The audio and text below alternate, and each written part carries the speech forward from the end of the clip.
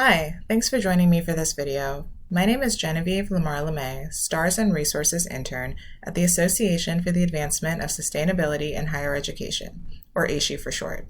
This video is part of a series where AASHE's staff highlight data quality tips and resources for the latest credits in STARS, the Sustainability Tracking, Assessment, and Rating System. Today I'm going to walk through everything you need to know to submit high-quality and accurate STARS 2.2 content for PA7, the Support for Underrepresented Groups credit. During this video, I'll be referencing a few different resources that will be helpful as you work on this credit or others. These include the STARS Technical Manual Credit Language, the My Submission section of the STARS Reporting Tool, the STARS 2.2 Review Template, and the AASHE Help Center credit article. If you are new to STARS and don't know how to access some of these resources, check out our short video on navigating the resources and support section of STARS, which can be found under a Help Center article under the section on Basics. This credit recognizes institutions that have programs in place to support underrepresented groups and foster a more diverse and inclusive campus community. According to the STARS Technical Manual, underrepresented groups are groups that have been denied access, suffered past discrimination, or have been marginalized. This varies based on location, but typically includes racial, ethnic, and immigrant populations, people with disabilities, lesbian, gay, bisexual, and transgender individuals, adult learners, veterans, and individuals from different religious groups and economic backgrounds. There are 5 sections to this credit. Institutions can earn points for this credit by having a publicly posted non-discrimination statement, having a discrimination response protocol or committee, recruiting and supporting students, academic staff, and/or non-academic staff from underrepresented groups, and having programs that aim to support and prepare students from underrepresented groups for academic careers as faculty members. We encourage institutions to pay particularly close attention to this credit, partly because it is very likely that it will be reviewed. The staff at AASHE conduct a standard review process intended to catch data quality issues for every report with a provisional rating. This helps to promote data quality but can result in long delays if significant issues are found. We tend to always check this credit, so by following this video, you'll have a much higher chance of meeting the standards and getting your report published quickly. You can find a summary of issues in one of 2 locations, either the Help Center credit article or the STARS 2.2 review template. For this video, I will direct you to the 2.2 review template. The first issue listed in the template reminds STARS users that responses must be relevant to each topic.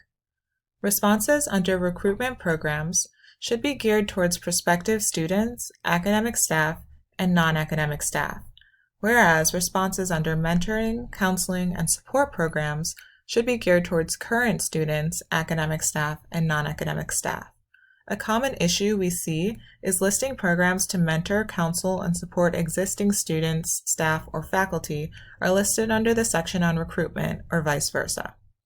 In addition, all programs referenced under this credit should also target underrepresented populations specifically, rather than applying to all students, academic staff, and/or non-academic staff. For example, a student support center that any student can access to request academic support and tutoring would not count under this credit since underrepresented groups are not specifically targeted. When completing this credit, we encourage you to review each section carefully to make sure responses are concise and well organized.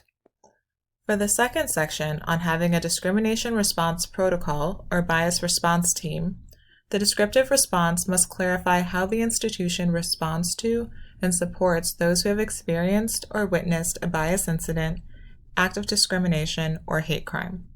A common mistake is providing responses that solely reference disciplinary or judicial action for the accused and institutional compliance with regulations.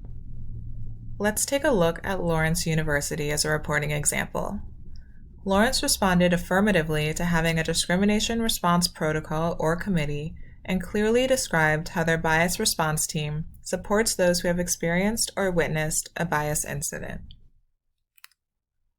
For the third and fourth section of this credit, recruitment programs and mentoring, counseling, and peer support programs, all affirmative responses must be supported in the descriptive response. If students, academic staff, and non-academic staff are all checked, then the descriptive response must reference programs for all three.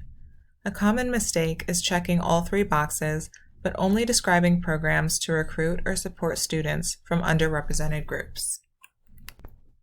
The Support for Future Faculty section of this credit addresses pipeline programs. The intent of this section is to recognize programs that intentionally prepare and support students from underrepresented groups for academic careers as faculty members. Responses that meet credit criteria describe programs which help underrepresented students attain doctoral degrees or otherwise obtain careers in academia.